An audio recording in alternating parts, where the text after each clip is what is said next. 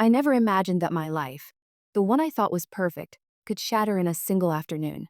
My name is Emily, and I was married to Ryan, a man I believed loved me more than anything else in this world. On the outside, we had it all: beautiful home, successful careers, and what everyone called a perfect marriage. But perfect is just a word, isn't it? Something we tell ourselves so we don't see the cracks forming underneath. It all started on a Thursday morning. I was in the kitchen, making our usual breakfast, pancakes with strawberries, Ryan's favorite, when my phone buzzed. A message from an unknown number. "I can't believe you're still pretending. He's mine." I froze, pancake batter dripping from the spoon I held. My mind raced. Who would send this? I tried to brush it off, thinking it was a stupid prank, but the tone, it was too certain, too personal. Something deep in my gut told me this wasn't a joke. Ryan walked in, smiling that familiar smile that used to make my heart skip a beat. "Morning, babe. Smells amazing." "Morning," I said, my voice tighter than usual. I didn't tell him about the message. Not yet. I needed to see, observe, wait, before I let fear take over. We went about our day like nothing was wrong. I told myself it was paranoia. Ryan was kind, attentive, always texting me during the day, checking in, asking about my meetings. But that night, as I was doing laundry, I found something. A receipt tucked inside the pocket of his jacket. Hotel, one town over, just a week ago. I remember standing there, heart pounding so loud I thought the walls might hear it. I could feel every drop of blood in my body scream betrayal. My hands shook as I held the crumpled paper, thinking no, he couldn't. Not Ryan. Not my husband. But the evidence didn't lie. The truth started creeping in, slowly at first, like a shadow across my life. I had two choices: confront him immediately and shatter whatever we had left, or wait and watch, find out exactly how deep this went. I chose the latter. Over the next few days, I watched Ryan like I had never truly seen him before. Every phone call he took in the bathroom, every sudden work emergency that had him leaving the house, every secretive glance. It all added up, and yet, he was still the same man I married, or at least, the man I thought I knew. Charming, loving, and utterly capable of hiding a secret life right under my nose. Then, on a rainy Friday evening, my world tilted even further. I was going through some old photos on my phone, the kind couples keep as memories, and I stumbled upon one I didn't remember him ever taking. He was at a cafe, smiling at someone over a cup of coffee. At first, I thought it was a friend, but then I saw her face, long brown hair, confident smirk, the kind of smile that says, "I know what I'm doing, and you're helping me do it." I felt my stomach drop. I didn't even know her, and yet, she was in our life now, a shadow I hadn't noticed. And Ryan. Ryan was smiling like nothing mattered. I confronted him that night. "Ryan, who is she?" My voice was calm, but my hands were trembling. He looked at me, confused at first, then slowly a smile, nervous, guilty, appeared. "Emily, I. It's not what you think." "Not what I think?" I laughed bitterly, tears forming in my eyes. "I have a receipt, a photo, everything. Don't even try to deny it. Just tell me why." Ryan sighed and ran his fingers through his hair. "Emily, I didn't mean for it to happen. I. I just. She's complicated. I didn't want to hurt you." "Not hurt me," I shouted, my voice cracking. "You think cheating, lying, sneaking around behind my back is not hurting me? Ryan, I can't even look at you right now." He reached for me. "Please, I can fix this. I'll do anything. I love you, Emily. You know that, right?" Love. The word echoed in my head, but it didn't feel like love anymore. Not after seeing the smiles they shared, the late-night messages, the little eyes that suddenly seemed gigantic. My hands pulled away from him. I looked at his face, so familiar, yet so alien, and felt something I hadn't felt in years. Cold, hard clarity. That night, I didn't sleep. I sat in our bedroom, staring at the ceiling, thinking about all the moments I had ignored, all the signs I had rationalized away. And then it hit me. I had been living in a cage of my own making, hoping my husband's love was enough to cover the cracks. But love, I realized, isn't supposed to be this painful. Not if it's real. By morning, I had made a decision. A decision so sharp, so irreversible, that the thought of it made my hands shake. But not with fear. With power. With purpose. Ryan came out of the shower, towel around his waist, hair dripping. He looked at me, still hopeful. "Emily, please. Can we just talk? I can explain." I cut him off, voice steady now. Every word deliberate. Ryan, you need to understand something. I will not forgive this. Not today, not tomorrow, not ever. His face fell. Panic flickered across his eyes. What do you mean? I mean, I paused, letting the words sink in. I'm done being your victim, and I have a plan that will turn your world upside down. He blinked, confusion and fear mingling. Emily. Wait, what plan? I smiled, cold, unwavering. You'll see. And just like that, the perfect life we built, the life I thought I loved, was gone. The man I trusted more than anyone now had no idea what was coming. Because this time, I wasn't going to cry. I wasn't going to beg. I wasn't going to forgive. This time, I was going to fight. Little did Ryan know. The decision I made that morning would not only expose his betrayal, but destroy everything he thought he controlled. And I was just getting started. The next few days were a delicate balance of pretending and planning. Ryan went about his usual routine, still trying to act normal, still sending me those texts filled with "I love yous" and "I can fix this" nonsense.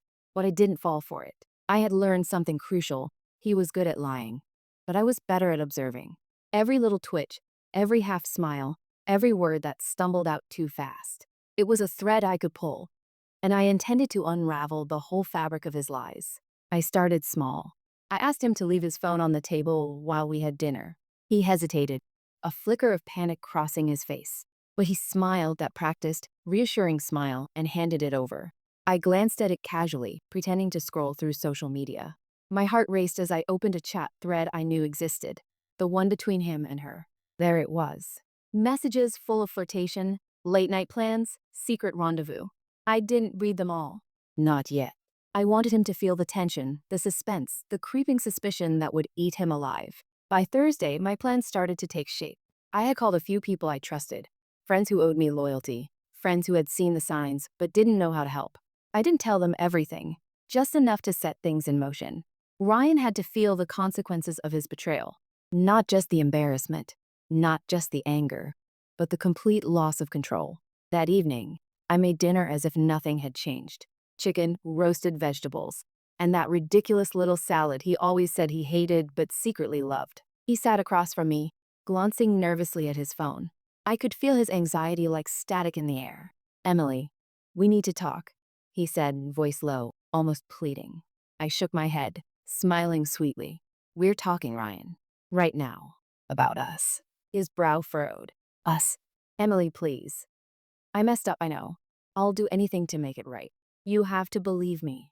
I laughed softly, a sound that made his chest tighten. Do you know what's funny? You think saying that fixes anything. You think words can erase weeks of lies. But it's too late for words, Ryan. Actions. They matter now. He leaned in, desperate. Emily, please. Just tell me what I can do. Anything. I'll quit my job, I held up my hand. Sha. Don't say anything. You've said too much already. That night, I stayed up until Ryan fell asleep. I watched him from the doorway of our bedroom, the rhythm of his breathing steady, oblivious to the storm that was coming. I remember thinking, he has no idea how fast his world is about to change. The next morning, I executed the first part of my plan. I called her. Yes, his mistress. Her name was Lauren, a name I had learned from his careless messages. I didn't scream or cry. I didn't threaten. I simply introduced myself with a calmness that would make anyone tremble inside.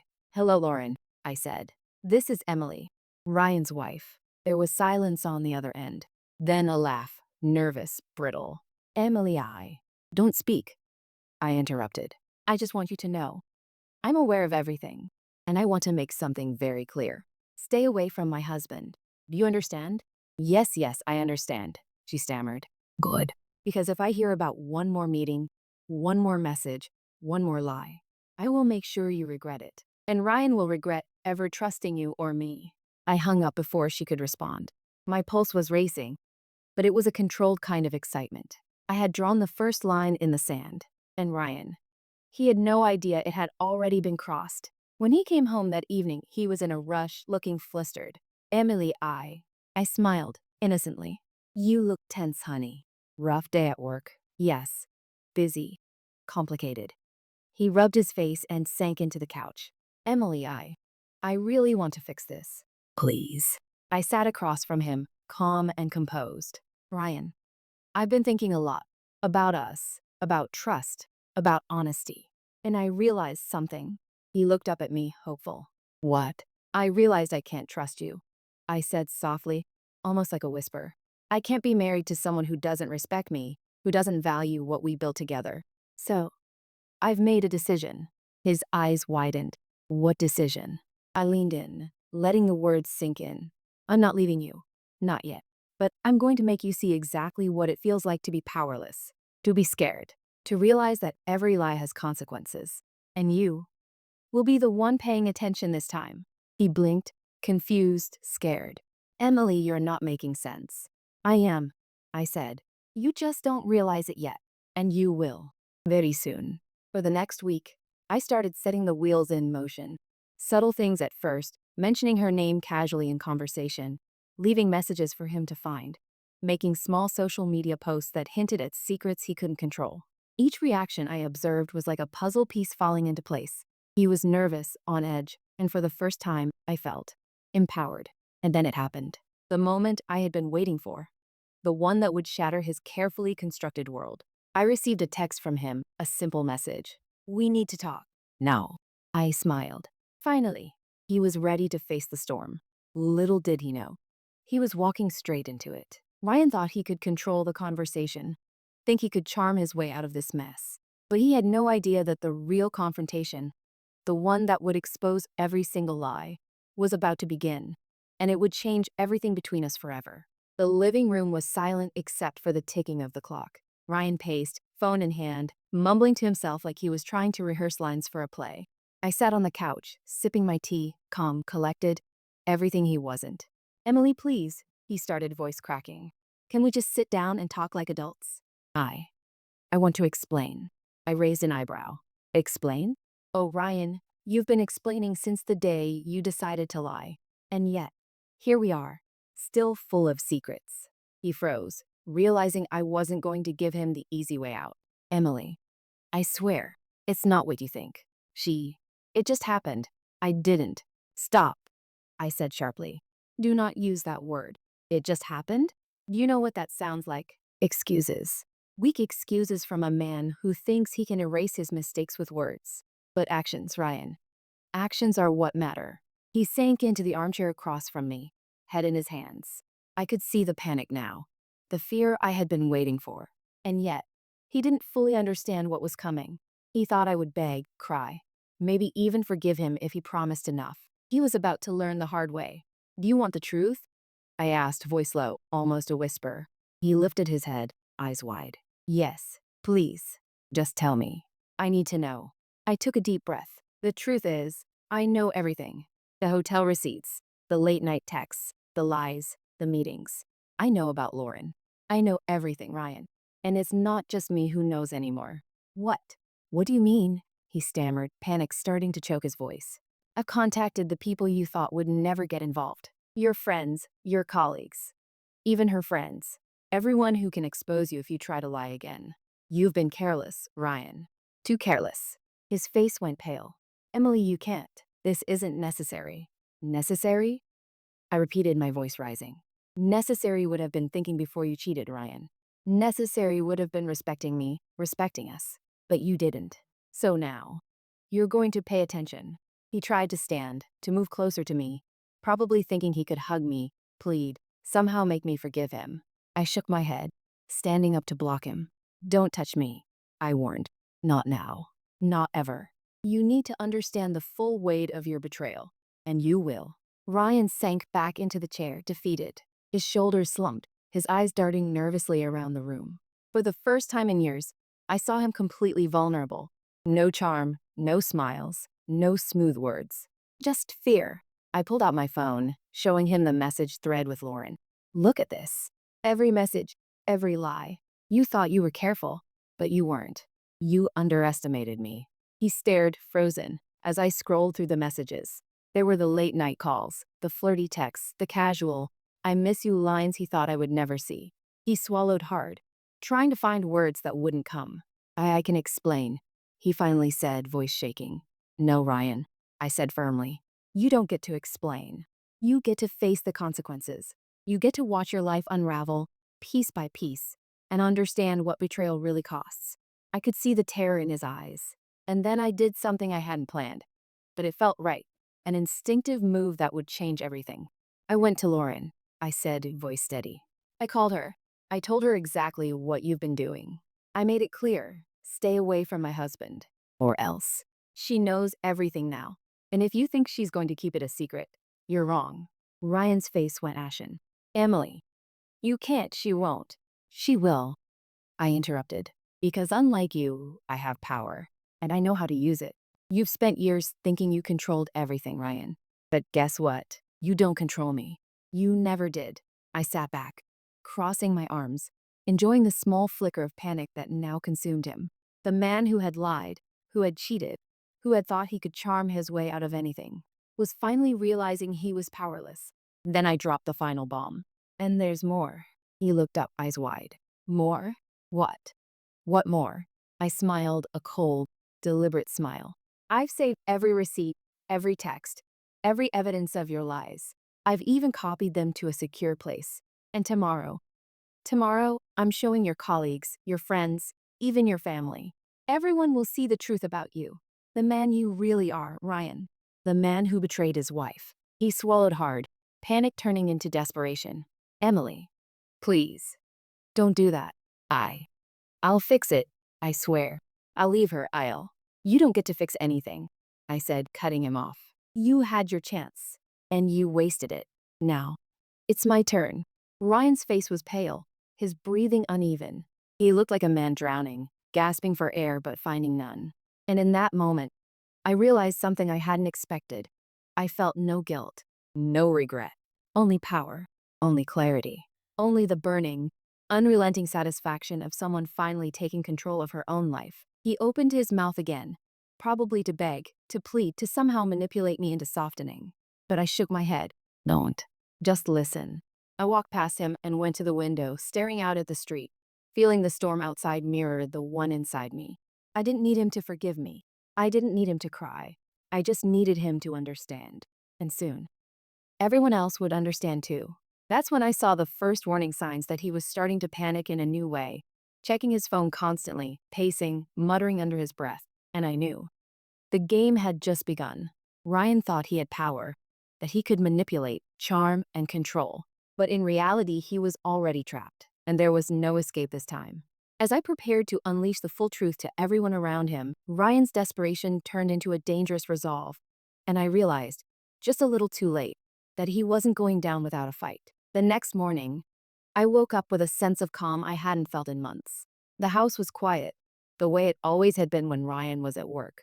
But today, it felt different. Today, I wasn't a victim. I was the one in control. I started the day by organizing everything, copies of texts, receipts, emails, and photographs. Every little lie, every hidden meeting, every excuse he'd ever given. I had it all. I put them into neat folders, ready to be shared. The thought of him finally realizing the extent of his betrayal sent a thrill through me. Ryan came home earlier than usual, frowning tense. He didn't greet me with his usual smile. Instead, he hovered near the doorway, like a man unsure if he should storm in or run. Emily, I know you're planning something, he said cautiously. Please just don't make this worse than it already is. I looked up from my laptop, calm and deliberate.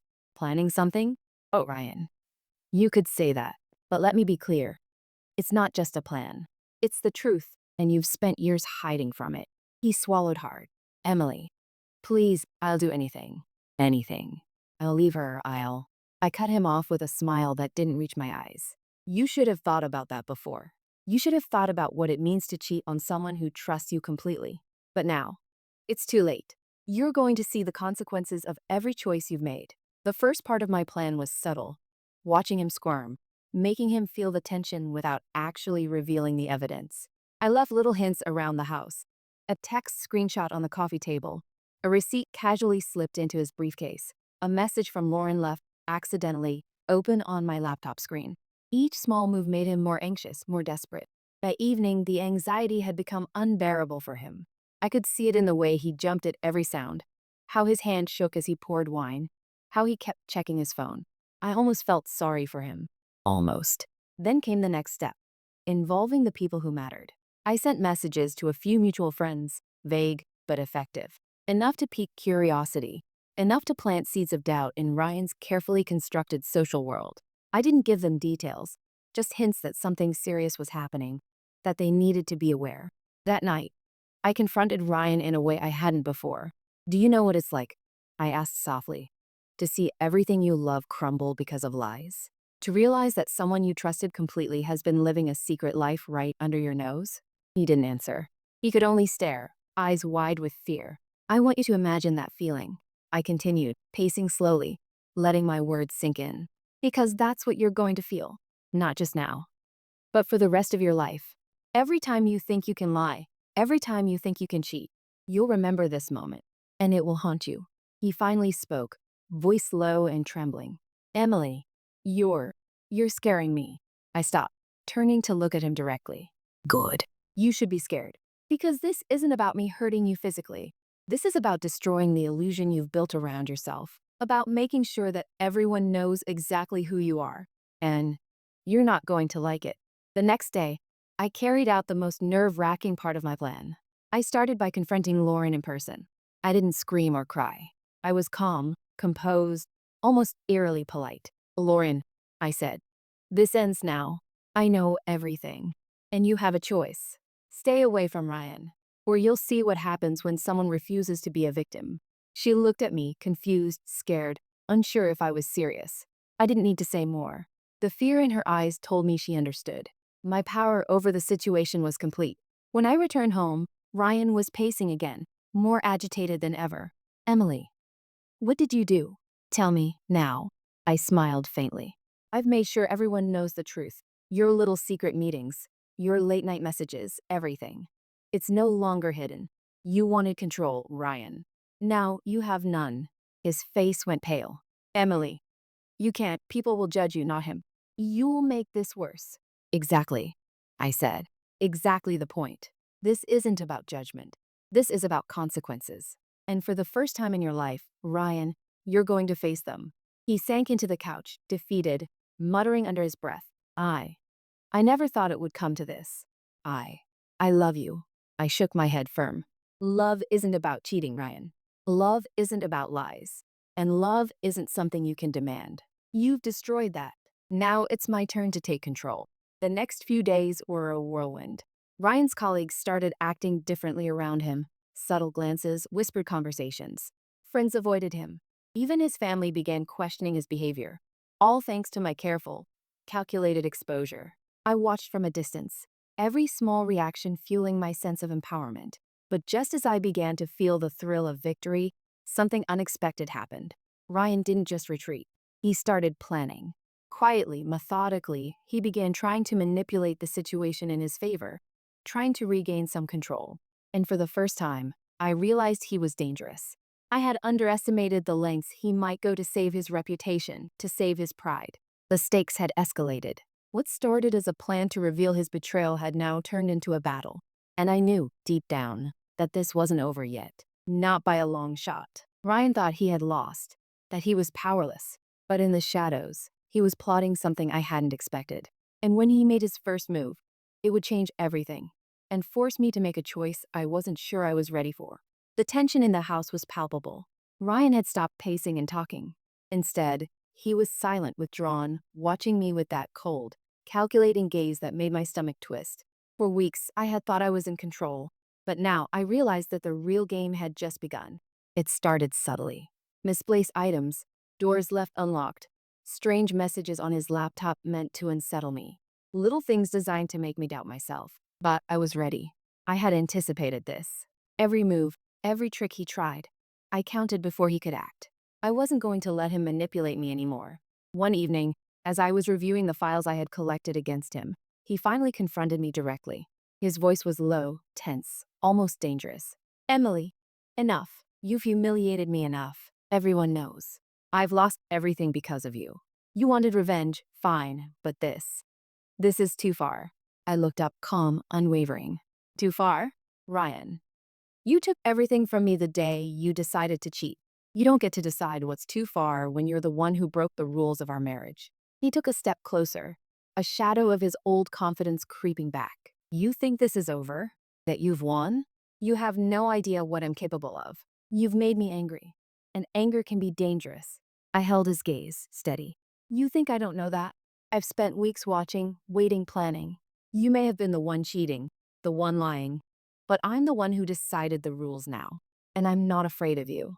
For the first time, I saw fear, not in myself, but in him. His eyes flickered, a mix of disbelief and worry. That fear gave me strength. It reminded me that I had power, that I had finally broken free from the cage he had built around me with lies and betrayal. Then came the moment I had been waiting for, the final revelation. I had invited his closest friends and family over, under the pretense of a casual dinner.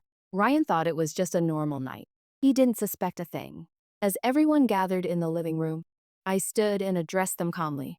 There's something you all need to know. Something that will explain why things have felt off lately. Ryan stiffened, panic rising as he realized what was happening. I'm sure you've noticed, I continued, that Ryan has been distant, distracted, lying about his whereabouts. The truth is, he's been unfaithful. He's been cheating, deceiving, and hiding a relationship behind my back. Gasps filled the room. Friends exchanged shocked glances. Family members looked at him in disbelief. And Ryan. He was frozen, eyes wide, words failing him. I pulled out the evidence I had carefully organized, the messages, the receipts, the photographs. One by one, I presented them, letting each piece speak for itself. The room was silent except for the occasional whisper of disbelief. Lauren's name came up, and suddenly, Ryan tried to interrupt. Emily, stop. Please don't. I held up a hand. No, Ryan. This is your moment. You wanted to lie, to cheat, to manipulate. Now everyone knows. Now you face the consequences of your actions. And maybe now you'll understand what betrayal really costs. By the time I finished, the room was tense, silent, and charged with emotion. Ryan sat slumped in his chair, defeated, powerless. The man who had thought he controlled everything now had nothing. And for the first time, I felt a sense of closure, not from revenge, but from truth. But the night wasn't over. As the guests left, whispering among themselves, Ryan confronted me one last time, his voice low, trembling. Emily, you think this makes you powerful? You think this proves anything? You've destroyed everything, including us. I loved you. And now, it's gone. I looked at him calm, with a clarity that surprised even me. Ryan, what's gone is not love. What's gone is trust. And without trust, love cannot survive. You chose your lies over us, and now you live with the consequences. I've taken control of my life, my dignity, my future. And nothing you say can take that away. He sank to the floor, defeated, and for the first time, I felt pity, just a little, for the man who had thrown away everything for selfish desire. But that pity was fleeting, replaced by a sense of freedom I had never known. In the weeks that followed, Ryan tried to make amends, tried to explain, begged for forgiveness, but I was done. I didn't need to forgive him. I didn't need his love. What I needed was peace, and for the first time in years, I had it. I rebuilt my life carefully, surrounded by people who truly cared for me, who valued honesty and respect. I focused on my career, my friendships, and myself. The pain of betrayal remained, but it no longer controlled me. Instead, it reminded me of my strength, my resilience, and my ability to rise above someone else's lies. Ryan eventually moved out, trying to start over, trying to fix a life he had destroyed. But the damage was permanent. The man who thought he could control everything had learned, too late, that some consequences are irreversible. As for me, I learned that strength doesn't come from hiding, from forgiving blindly, or from pretending everything is fine. Strength comes from facing the truth, standing firm, and taking control of your life, even when it means making the hardest decisions. And Ryan, well, he thought he could manipulate, cheat, and betray without consequence. Well, he was wrong. Because the woman he betrayed, me, chose her own path, and that path led to freedom, clarity, and power. Some betrayals are lessons, some are warnings, and some are the catalysts that force you to realize just how unstoppable you really are. I am Emily. I survived betrayal. I faced lies, and I refused to forgive what wasn't meant to be forgiven. And in doing so, I became unstoppable. Ryan thought I'd forgive him, that one day he could return to the life he destroyed. But one decision, one act of reclaiming my power, turned his world upside down, and I knew, deep down, that some lessons are never forgotten.